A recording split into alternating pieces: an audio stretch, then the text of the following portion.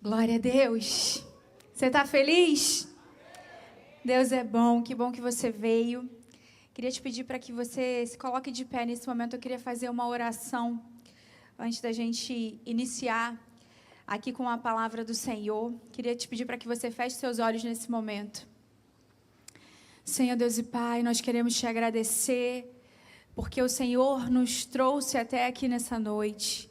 Pedimos que o Senhor fale de forma maravilhosa. Pedimos, ó Deus, que todo espírito de resistência seja quebrado agora em nome de Jesus. Ó Deus, abre os nossos olhos, os nossos ouvidos espirituais. Pai amado, entrega a porção que nos é devida hoje. Nós estamos aqui para receber do céu aquilo que o Senhor quer entregar para nós nessa noite. Que não haja distração, Deus, que não haja preocupação que nos tire desse lugar. Nós queremos ouvir, nos conectar com aquilo que o Senhor tem para nós hoje, em nome de Jesus. Amém e amém. Você pode se assentar. Glórias ao Senhor. Queridas, nessa noite o Senhor me dirigiu a falar sobre Jezabel. E o tema da minha mensagem para essa noite é Destronando Jezabel. Quem foi Jezabel? Talvez você já tenha ouvido falar dessa mulher que foi a pior mulher do Antigo Testamento. A rainha Jezabel. Foi uma mulher sanguinária, manipuladora, ela controlava tudo e a todos, ela perseguiu e matou os profetas de Deus e ela foi mais conhecida porque ela ficou fissurada em matar o profeta Elias, uma mulher que colocou medo num profeta que viveu coisas maravilhosas com Deus. Ela trouxe idolatria e destruição para o povo de Israel.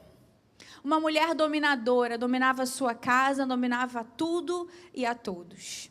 E ainda hoje nós vemos uma forte influência dessa mulher, não como mulher fisicamente, mas do seu espírito, infelizmente. Ainda hoje nós vemos dentro da igreja, dentro das casas, uma influência muito forte da Jezabel. Uma influência dessa mulher que é uma figura demoníaca. E ela tem buscado levantar muitos tronos dentro da igreja, dentro das casas, nos corações. Mas hoje nós vamos destronar, se é que ela levantou algum trono, e nós vamos nos preparar para estarmos atentas naquilo que é a intenção dessa influência, desse espírito de Jezabel. Mas quem pode estar sob a influência do espírito de Jezabel? Em primeiro lugar, pessoas que não se submetem à autoridade que é instituída por Deus. Eu quero pedir para que você abra sua Bíblia comigo, lá no livro de Reis, 1 Reis. No capítulo 19, nós vamos ler 3 versículos do verso 1 ao verso 3. 1 Reis, 19, 1 a 3. Amém? Misericórdia. Amém, glória a Deus. Está aqui também, né? Diz assim a palavra do Senhor. Acabe, o rei, contou a Jezabel tudo o que Elias havia feito e como havia matado todos os profetas à espada. Então Jezabel mandou um mensageiro a Elias para dizer-lhe que os deuses me castiguem se amanhã, a essa hora, eu não tiver feito com a sua vida o mesmo que você fez com a vida de cada um deles. Elias ficou com medo, levantou-se e, para salvar a vida, se foi e chegou a Berseba, que pertence a Judá. E ali ele deixou o seu servo. Bem, nesse momento aqui, deixa eu te situar sobre esse contexto bíblico. Tinha acabado de acontecer o conflito no Monte Carmelo, né? Acabe, o rei Acabe, ele se casou com Jezabel, e Jezabel trouxe para o povo de Israel idolatria a Baal, a Azerá, trouxe ali costumes pagãos. E Elias, ele convoca o povo de Israel junto com Acabe e os profetas de Baal para o Monte Carmelo para provar para todos quem era o verdadeiro Deus, que é o Deus de Israel, o nosso Deus.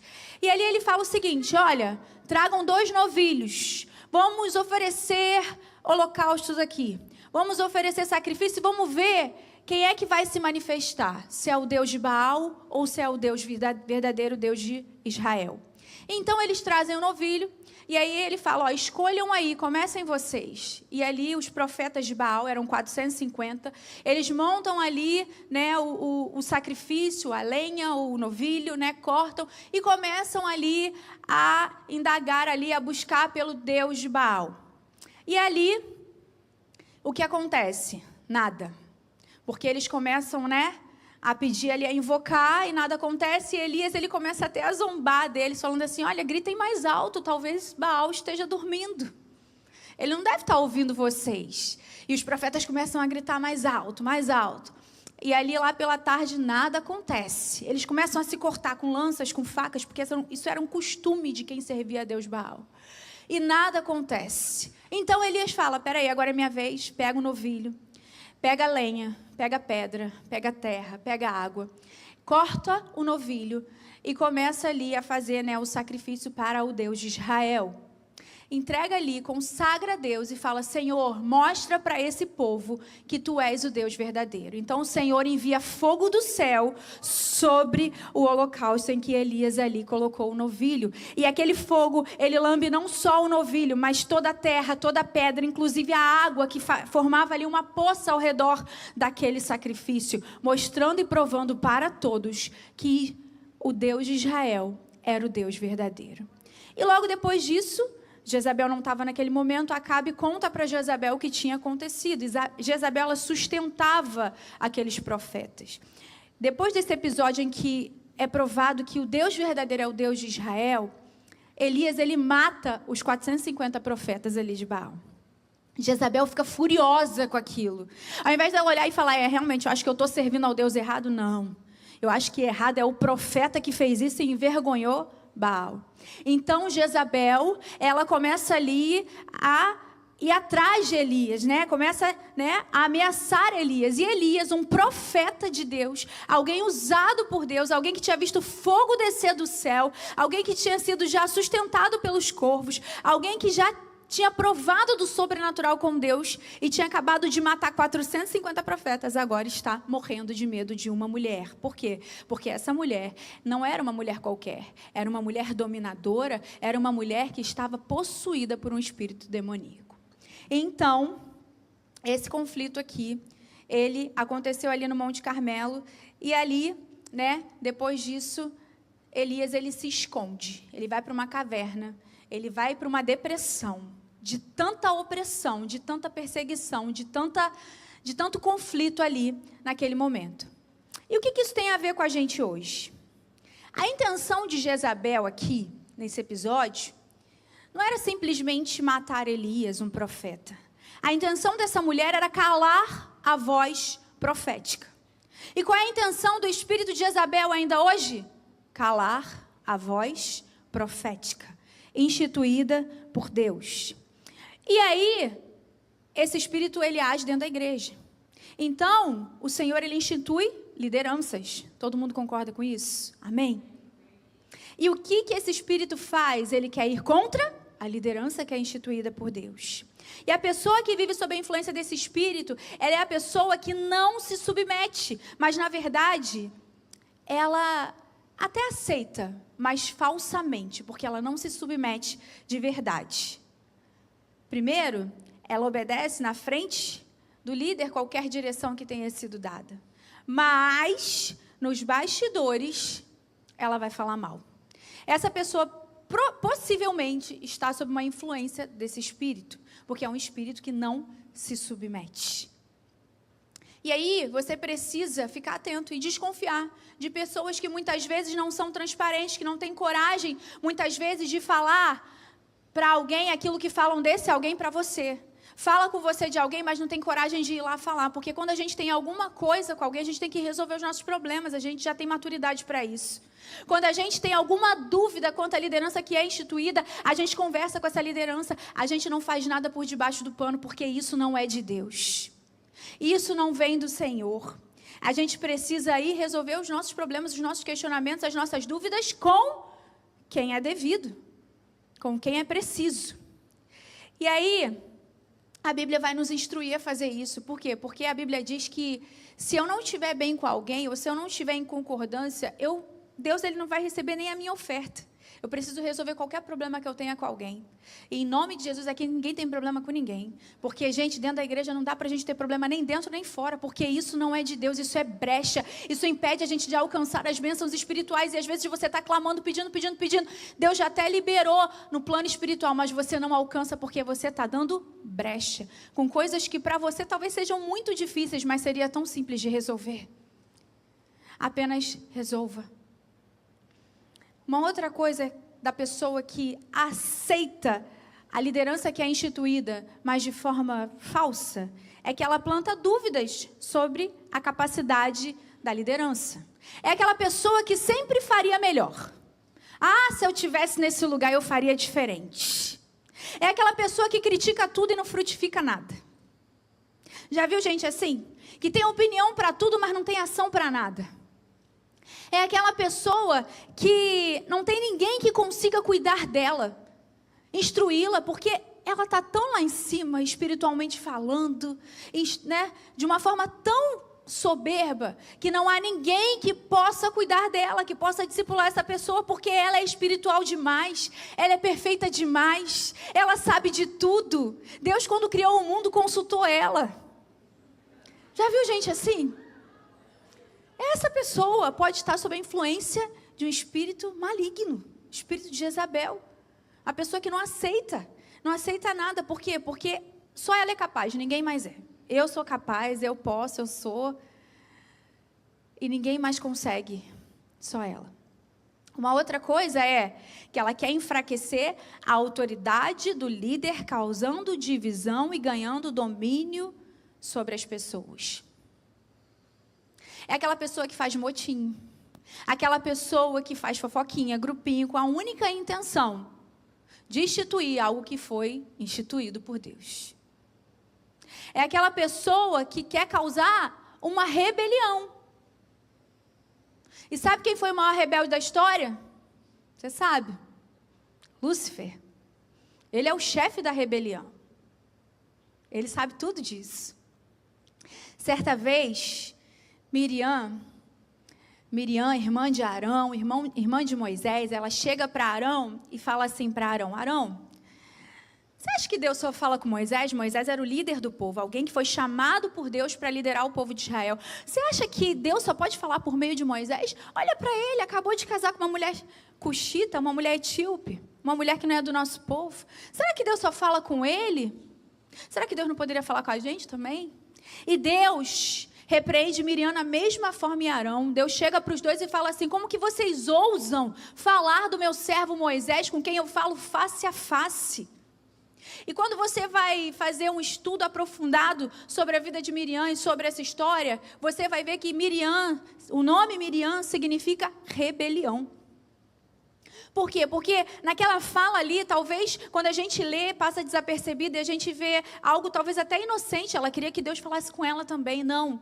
Aquela fala ali estava cheia de intencionalidade. A intenção de causar uma rebelião, uma divisão, e o Senhor não permitiu. E Miriam foi tremendamente, severamente ali, ela recebeu ali de Deus um castigo.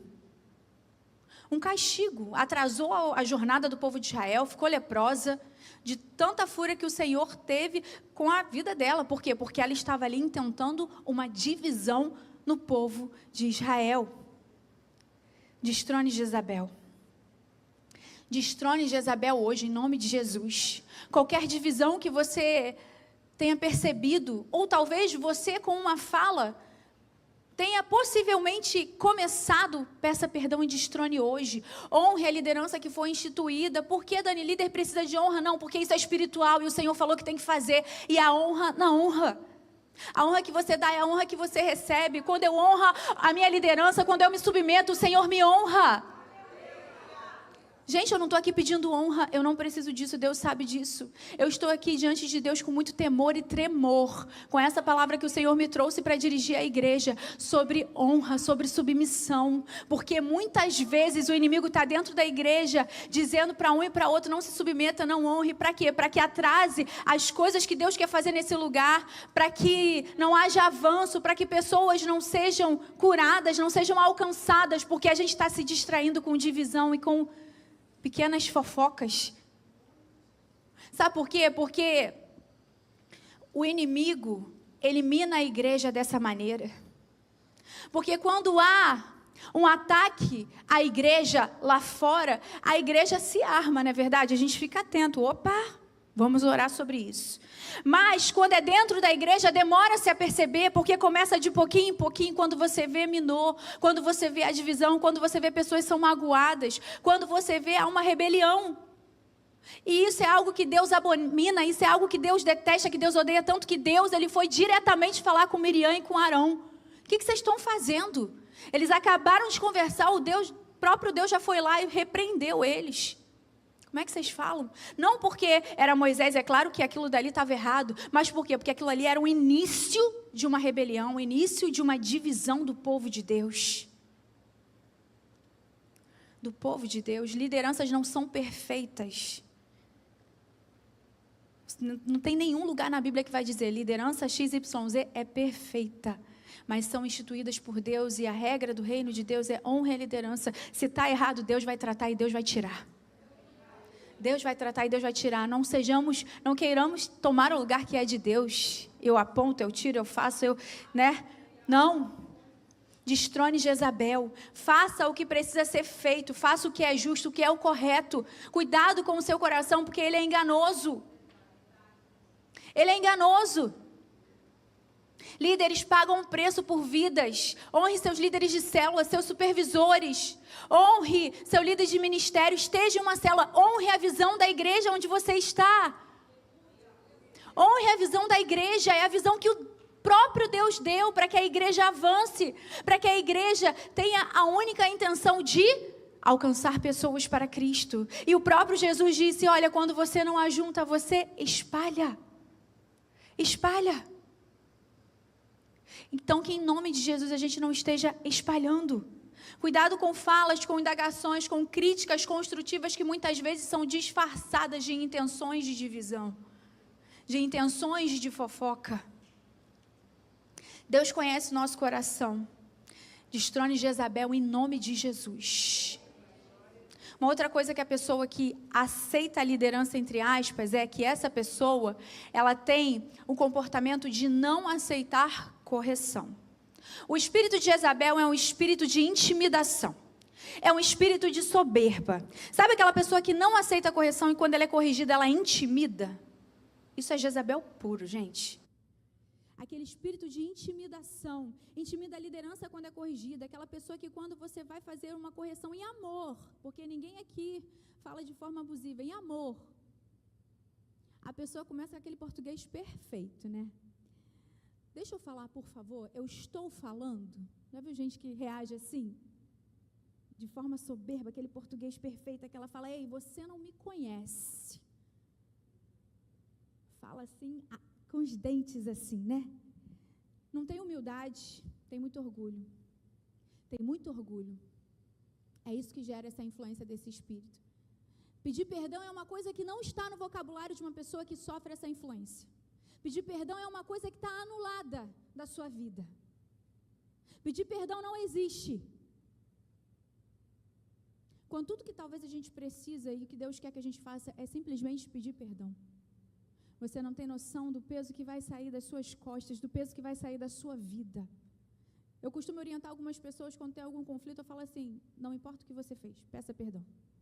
Não importa se você não fez, peça perdão.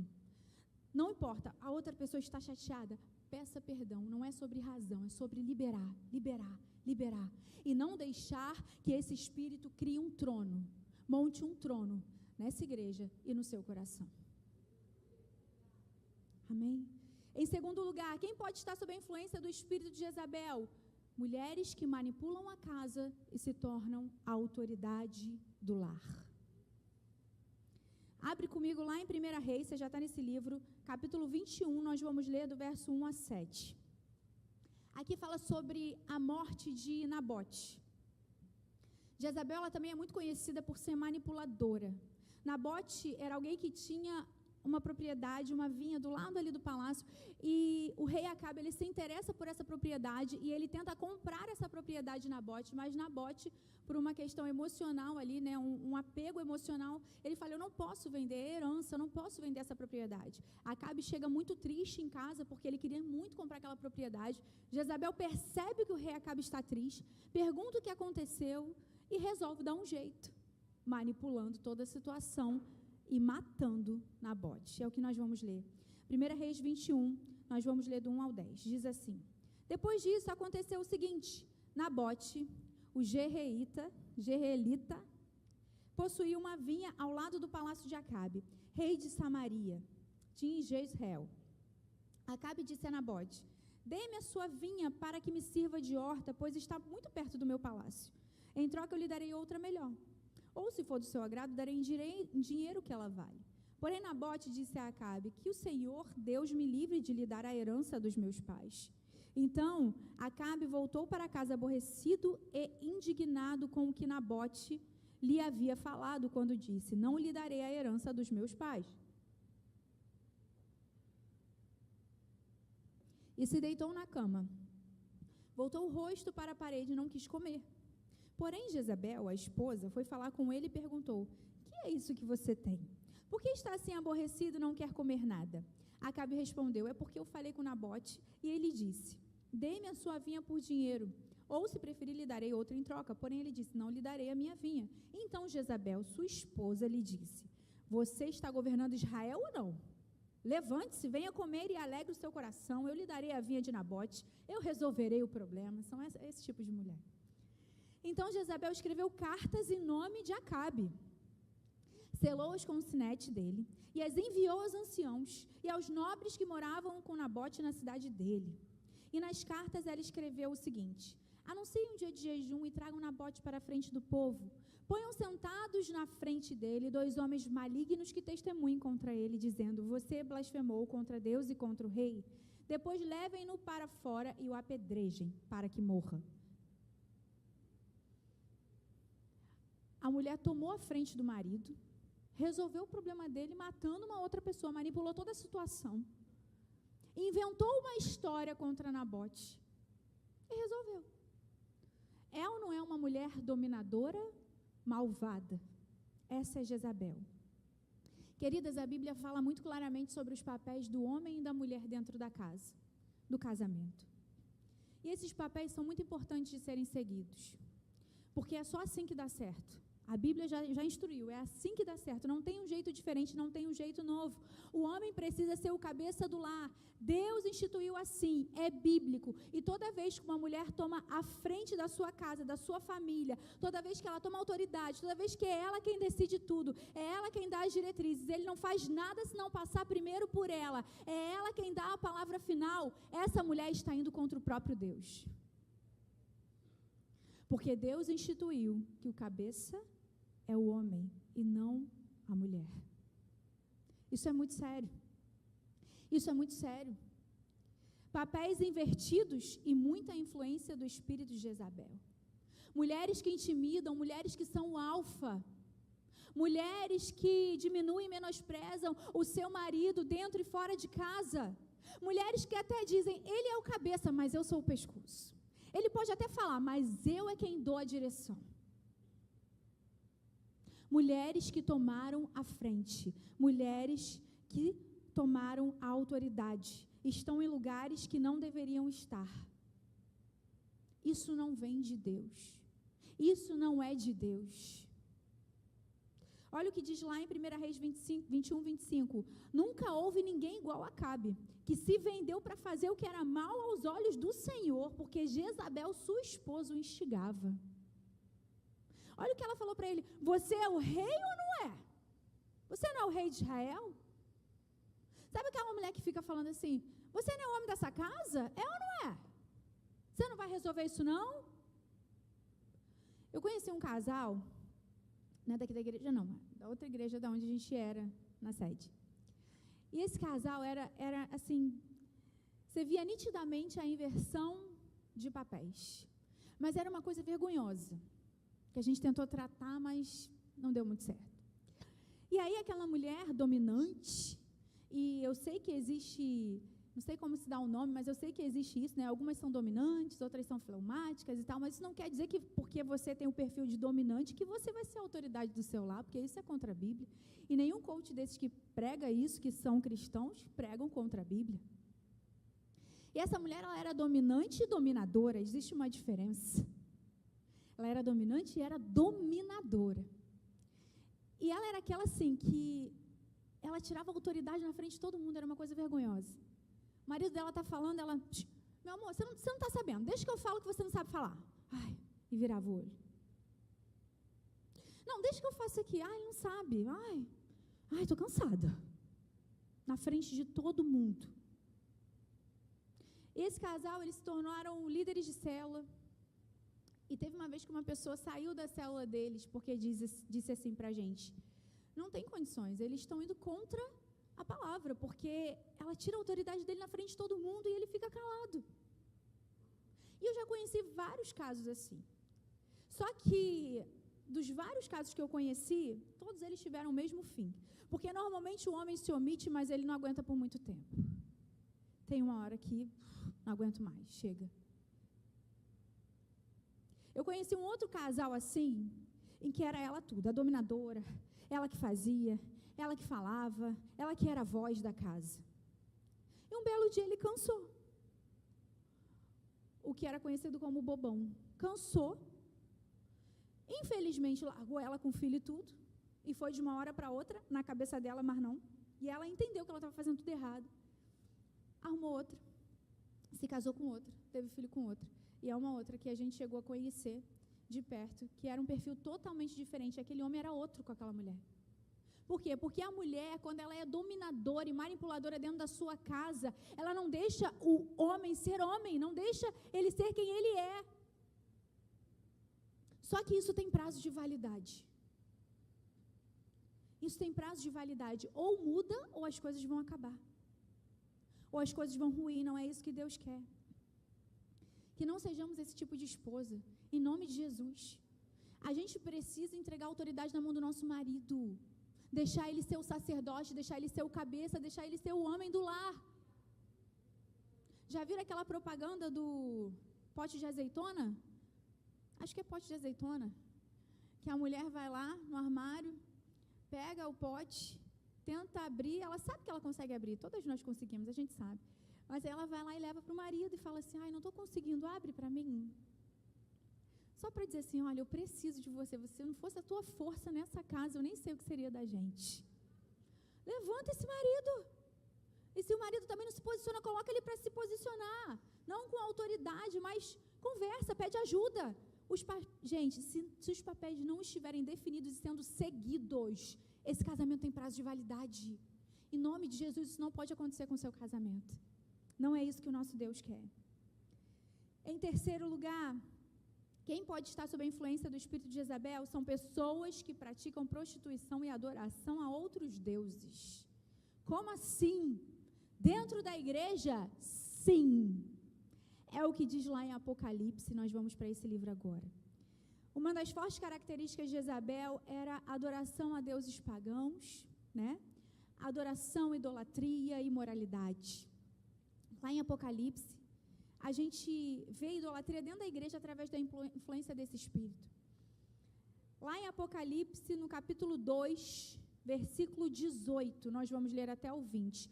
Uma carta que o próprio Jesus escreveu ao anjo da igreja de Tiatira, ao pastor da igreja de Tiatira. E diz assim a palavra do Senhor. Ao anjo da igreja em Tiatira escreva: estas coisas diz o Filho de Deus, que tem os olhos como chama de fogo e os pés semelhantes ao bronze polido. Tenho, porém, contra você o fato de você tolerar que essa mulher, Jezabel, que se declara profetiza, não somente ensine, mas ainda seduza os meus servos a praticar prostituição e comer coisas sacrificadas aos ídolos. Essa carta foi uma carta para a igreja. E o que isso tem a ver com a gente? Esse texto aqui, ele se refere a Jezabel como profetisa. Ou seja, uma falsa profeta. Sabe aquelas pessoas que são muito espirituais?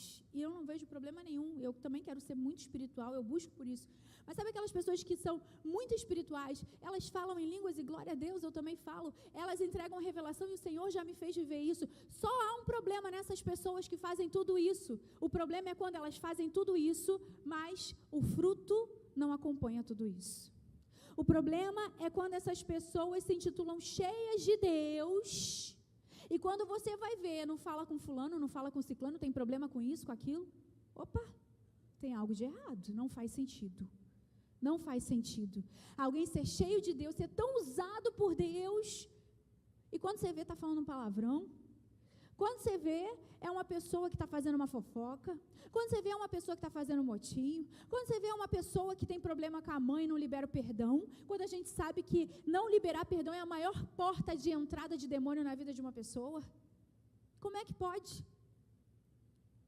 Falsos profetas que infelizmente estão dentro da igreja e muitas vezes sendo muito valorizados. Por quê? Porque é um dom que todo mundo quer estar perto. A fulana vai orar por mim, vai me entregar alguma coisa. E eu não vejo problema nenhum com isso, mas a gente precisa olhar o fruto. Porque se o fruto não condiz, eu não quero esse tipo de profeta perto de mim. Porque existem falsos profetas e existem pessoas que estão achando que são profetas e é espírito de adivinhação. Espírito de Jezabel, falsa profeta. Jezabel representava a imitação satânica dos dons espirituais, espírito de enganação. O texto também fala sobre prostituição e sobre idolatria dentro da igreja. Como assim prostituição? Prostituição, quando durante a semana eu vivo outra coisa, diferente daquilo que eu vivo no domingo. São pessoas que muitas vezes estão dentro da igreja, como essa carta foi escrita para quem estava dentro da igreja, domingo, adorando a Deus, lendo a Bíblia, dentro da igreja, mas de segunda a sábado, vivem prostituição. De que forma? Pornografia, por exemplo. Pornografia. O índice de pornografia entre as mulheres aumentou muito. E tem mulher dentro da igreja vivendo isso. Mulheres que se tocam, eu preciso me descobrir. E aí, quando você vê, você está dando vez para a sua carne. Você está dando vez para o pecado. Prostituição. De segunda a sábado, eu cometo adultério. Eu tenho amante. Já são muitos anos, é difícil de deixar. Ou melhor, eu sou a amante. Ou pior, né? Mas eu estou na igreja domingo, é porque é muito difícil deixar de viver essas coisas. É um processo. Deixa eu te falar que é difícil. Difícil é uma mãe que tem uma filha com câncer terminal. Difícil é você ter alguém na família doente. Isso é difícil. Difícil é você ter alguém que está acamado, como eu, que estou com uma amiga que está no hospital, no leito de hospital, entubada, com câncer, que já virou metástase e os médicos já disseram que não tem mais o que fazer, tem a minha idade. Isso é difícil. E às vezes a gente está dando desculpa dizendo, é muito difícil largar isso, largar aquilo. É muito difícil porque são muitos anos. É muito difícil porque é realmente um processo. A gente não precisa de uma oração forte, a gente não precisa de uma corrente de oração para largar pecado. A gente precisa de uma decisão, de uma ação, de uma atitude. A gente precisa destronar Jezabel com uma atitude, com renúncia. O Senhor já está com você, o Senhor é o mais interessado em que você se livre de qualquer que seja o pecado. Idolatrias, práticas que são pagãs, muitas vezes dentro da igreja. Mulheres que têm relação abertamente. Eu conheci um casal que falou, olha, eu amo a Jesus, eu amo a Bíblia, a gente está na igreja, mas esse negócio de viver em santidade não vai rolar. A gente não vai viver em santidade. A gente já sabe que a gente vai se casar. Então a gente não vai viver em santidade. Isso é prostituição. Porque a relação permitida por Deus é dentro do casamento. A relação íntima é dentro do casamento. De segunda a sábado, quando eu não estou dentro da igreja, eu assisto programas de TV que muitas vezes eu teria vergonha ou fico constrangida se Jesus estivesse fisicamente sentado no sofá comigo. O texto aqui em Apocalipse fala sobre consumir, sobre comer comida, coisas que são sacrificadas a ídolos, ou seja, se alimentar de coisas que são sacrificadas a ídolos. se alimentar de coisas que são feitas para adorar ao inimigo. De segunda a sexta, não, eu bebo, eu fumo, eu vou para a noitada. Tudo é lícito, mas nem tudo convém. Eu empresto a minha boca para que saia água amarga. Eu falo, solto uns palavrões de vez em quando, não consigo. Consegue sim. Eu sou a prova viva que você consegue. Eu, antes de me converter, era a pessoa que mais falava palavrão nesse mundo. Não tinha ninguém que falasse mais palavrão do que eu. Eu era muito desbocada. E quando eu me converti, eu falei, Deus, me ajuda. E diante de Deus, em uma semana, eu não falava mais nenhum palavrão. Se a gente está soltando um ou outro, é porque falta temor. Falta temor. Ou se a gente se policia, dependendo de quem esteja perto da gente, a gente não está com temor ao Senhor. A gente está querendo vestir uma capa, a gente está querendo se disfarçar. Sendo que Deus é o Deus que tudo vê. Ele vê além, Ele vê dentro. Ele vê a intenção do coração. A história de Jezabel, ela é uma advertência sobre as consequências mesmo da idolatria, da prostituição, da manipulação. As consequências de quando eu escolho estar longe de Deus, quando eu sei o que eu preciso fazer para estar perto de Deus. É uma advertência hoje para a gente repensar muita coisa. Porque enquanto Deus quer te levar como testemunha para a sua glória, e Deus quer isso, Satanás quer te levar como testemunha de uma vergonha. A todos nós, inclusive a mim. A intenção do inimigo, a intenção do inferno não é que você saia da igreja. A intenção é que a gente continue na igreja com práticas mundanas que envergonhem o nome de Deus. Com práticas mundanas que envergonhem o evangelho. Há muitos anos atrás, quando eu ainda fazia faculdade, eu tinha algumas amigas que não eram cristãs e eu queria muito levar elas para a igreja. E eu falava tudo de bom que eu vivia na igreja e eu testemunhava. E elas falavam assim para mim, mas a gente gosta de ir para noitada, a gente gosta de beber, a gente gosta de sair, de ir para barzinho. Por que você não vai com a gente? A gente vai para a igreja se você for com a gente. Elas falavam assim. Eu falava, gente, não tem como. Eu não tenho como ir. Eu quero que vocês venham comigo, mas eu não posso ir com vocês. E uma delas falou assim para mim, Dani, que coisa, essa tua igreja é muito chata. Porque, cara, eu tenho um amigo que ele é crente e ele bebe com a gente. Eu falei, essa igreja aí não sei não, hein? Nem perguntei qual era a igreja. Eu falei, essa igreja aí não sei não, hein? Esquisito. Aí eu resolvi fazer um aniversário. E aí eu convidei essas minhas amigas. E eu já estava namorando o Vini, como eu tinha acabado de começar a namorar com o Vini. O Vini chamou os amigos dele da igreja. E aí chega essa amiga pra mim no meio da minha comemoração e fala assim, Dani, sabe aquele amigo que eu te falei? Que sai com a gente pra beber? Ele é da tua igreja. Eu falei, jura? Quem é? Meu Deus, que vergonha. E aí eu falei, meu Deus, olha como que o inimigo envergonha, né? Eu tentando levar a menina para a igreja, falando, olha, não, na minha igreja ninguém faz isso não. Mas a intenção do inimigo é que a gente fique dentro da igreja, com práticas pagãs, com práticas que são sob a influência desse espírito de manipulação dessa mulher. Para que a gente envergonhe o nome de Deus, para que pessoas descredibilizem o evangelho e olha, para ser crente assim eu nem quero. Quem já não ouviu isso? Para estar na igreja desse jeito?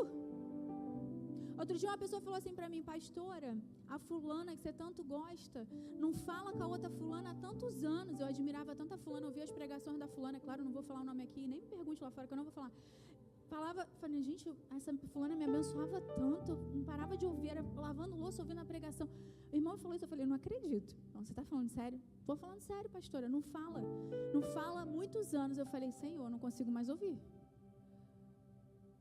Porque assim, eu sei que pela graça e misericórdia de Deus com o povo, Deus ainda usa, mas eu não consigo quando eu sei de algumas coisas, porque o fruto não condiz com a pessoa que diz ali, né? Então hoje, nós vamos destronar de uma vez por todas Jezabel. Porque esse espírito, ele atua dentro da igreja. Esse espírito, ele não vai se cansar de tentar. Não é contra só você não, é contra a gente principalmente. A intenção é matar a gente, porque todas nós aqui somos o quê? Profetas do Senhor. E o que o espírito de Jezabel quer? Intimidar, fazer a gente entrar para a caverna, como Elias entrou para a caverna com medo dessa mulher. Fazer com que a gente perca a nossa identidade de profeta. Fazer com que a gente se perca no caminho. Fazer com que a gente seja envergonhada e morta. Mas hoje a gente vai destronar, porque a gente não, se a gente deu lugar, a gente vai acabar com esse lugar agora. E a gente nunca vai dar lugar para esse espírito. Em nome de Jesus. E a primeira coisa que a gente precisa é reconhecer. Depois a gente precisa renunciar. Como eu falei, reconhecer, né? Uma das coisas que a pessoa que está sob essa influência vive é que ela nunca reconhece. Nunca reconhece. E a gente precisa olhar para dentro da gente. Nós somos falhos, nós não somos perfeitos. Nós não estávamos lá quando Deus criou o mundo. É Deus quem é perfeito. E a gente precisa reconhecer onde a gente errou, aonde a gente está errando. A gente precisa sair daqui hoje pedindo perdão. A gente precisa sair daqui hoje liberando pessoas. A gente precisa sair daqui hoje vendo tudo aquilo que a gente já falou um dia. Tudo aquilo que a gente tem conversado nos bastidores. Tudo aquilo que a gente tem criticado. Eu não estou dizendo que você não pode criticar. Ontem eu conversei com uma irmã aqui na igreja, que ela traz muitas críticas do Kids pra gente. E eu conversei com ela e eu falei, não para de me trazer, porque você me ajuda. A crítica é para ajudar. Você me ajuda, porque tem coisas que você vê que eu nem vejo. E eu vou lá e eu atuo para a glória de Deus. Mas eu estou falando de críticas que são para apontar na intenção de causar a rebelião. Mas isso vai acabar hoje em nome de Jesus. Nós vamos liberar, nós vamos orar aqui. E nós vamos quebrar esse espírito em nome de Jesus. Se esse espírito atuou na igreja de Tiatira, na igreja Batista Atitude da Zona Sul, não vai ter vez para ele. Não vai. Porque nós somos mulheres que estamos atentas, alertas. Porque sabemos que, como diz lá em Pedro, o diabo está ao derredor, procurando a quem devorar de forma incansável. Mas nós não vamos dar lugar para ele. Amém? Coloque-se de pé no seu lugar. Vamos orar sobre isso nesse momento. Vamos renunciar. Vamos quebrar toda aliança que talvez tenha sido feita. Que talvez você tenha dado legalidade para esse espírito agir dentro da sua casa, no seu casamento, com atitude, com ações, com orgulho. Nós vamos quebrar agora em nome de Jesus. E a partir de hoje você vai ser uma mulher preciosa e virtuosa. Mulher valorosa, quem a achará? O homem que a encontra é muito sortudo. Seu marido vai olhar e, como diz o texto lá em Provérbios 31, seu marido, ele fica orgulhoso de tê-la consigo. Vamos orar, feche seus olhos, coloque a mão no seu coração. Senhor Deus e Pai, nós nesse momento quebramos todo lugar, toda aliança, toda corrente, toda cadeia. Senhor, nós quebramos em nome de Jesus tudo aquilo que um dia foi feito. Nós nos arrependemos e declaramos isso. Como o rei Acabe se arrependeu e não viu a mão do Senhor pesando sobre ele. Mas nós declaramos que não teremos o fim que essa mulher teve. Mas, Pai, nós te pedimos misericórdia das nossas vidas. Tem misericórdia. Pedimos perdão ao Senhor. Perdão, Senhor. Quando agimos, Pai, com a autoridade que não é devida a nós. Perdão, Senhor, quando apontamos, quando causamos divisão, rebelião. Perdão, Senhor, todas as vezes que deixamos de nos submeter, todas as vezes que não honramos, todas as vezes que falamos, que usamos a nossa boca, que deveria ser usada para abençoar, mas foi usada para amaldiçoar a noiva que é santa, é sagrada para o Senhor. Ó Pai, nós pedimos perdão e quebramos tudo que foi feito de Destronamos Jezabel das nossas vidas. Destronamos Jezabel da nossa casa. Destronamos Jezabel do nosso coração. Destronamos Jezabel da nossa célula. Destronamos Jezabel na vida dos nossos filhos. Destronamos Jezabel em tudo aquilo que é nosso, no nosso trabalho, em nome de Jesus. Declaramos que não tem autoridade esse espírito maligno. Repreendemos em nome de Jesus. Nós renunciamos a toda a legalidade que foi dada. Nós renunciamos com o nosso coração, com a nossa mente, nesse culto racional, dizendo para Ti, ó Deus, que a partir de hoje nos submeteremos a toda a autoridade instituída pelo Senhor. Nós declaramos que a partir de hoje nós seremos as esposas valorosas, virtuosas, que se submetem aos seus maridos. Nós declaramos que a partir de hoje todo pecado de prostituição, toda idolatria, nós não faremos mais, para a honra e glória do Teu nome. Nós repreendemos o inimigo que fala ao ouvido. Nós repreendemos a influência desse inimigo. Nós repreendemos a influência desse espírito e dizemos para ele: saia daqui agora, em nome de Jesus. Nós não te aceitamos aqui. Vá para fora, coloque-se para fora, bata em retirada, porque esse lugar aqui é do Senhor. E somente o Senhor, Ele fará um trono no nosso coração. O altar que nós erguemos no nosso coração é para o Deus de Israel, porque só o Senhor é Deus, o Deus vivo, o Deus todo-poderoso. E o nosso coração é teu, ó Deus, em nome de Jesus. Em nome de Jesus.